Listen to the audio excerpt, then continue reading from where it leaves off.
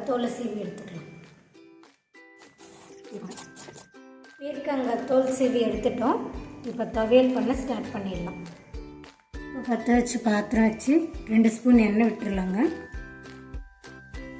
ஆயிடுச்சு. ஒரு கை அளவு உளுந்து சேர்த்துக்கலாம்.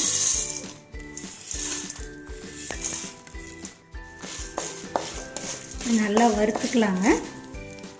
உளுந்து பாதி வறுபட்டதும் நான் 4 காஞ்ச மிளகாய் எடுத்து வச்சுருக்கேன், அதை சேர்த்துக்கலாம். இது கூடவே கொஞ்சமாக புளி எடுத்திருக்கேன், இதையும் சேர்த்துக்கலாம்.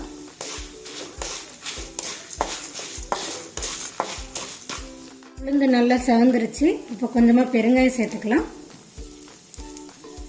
வேறு பிளேட்டுக்கு ஆற வச்சிடலாம். வேறு பிளேட்டுக்கு ட்ரான்ஸ்ஃபர் பண்ணிடலாம்.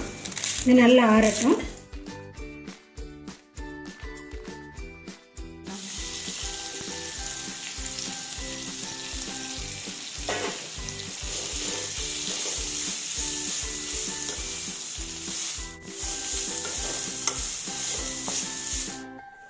தோல் நல்லா வதங்கிருச்சுங்க.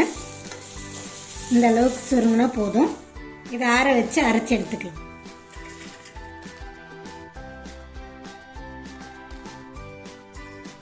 நல்லா ஆறிடுச்சு. ஃபஸ்ட்டு மிக்ஸி ஜாரில் உளுந்து போட்டு அரைச்சி எடுத்துக்கலாம்.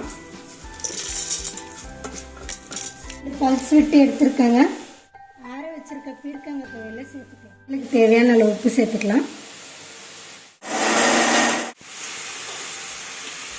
இப்போ இதில் கொஞ்சமாக தண்ணி சேர்த்துக்கலாம். இந்த அளவுக்கு கொரகொரப்பாக அரைச்சிக்கலாங்க. எண்ணெய் சூடாயிடுச்சு. 1 டீஸ்பூன் கடுகு போட்டுக்கலாம். கூடவே கொஞ்சம் உளுந்து போட்டுக்கலாம்.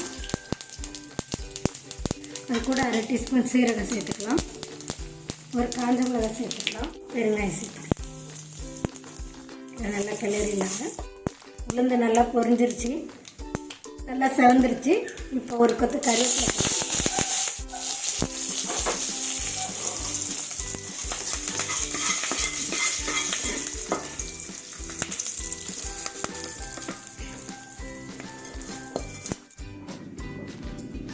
பார்த்துடலாம்.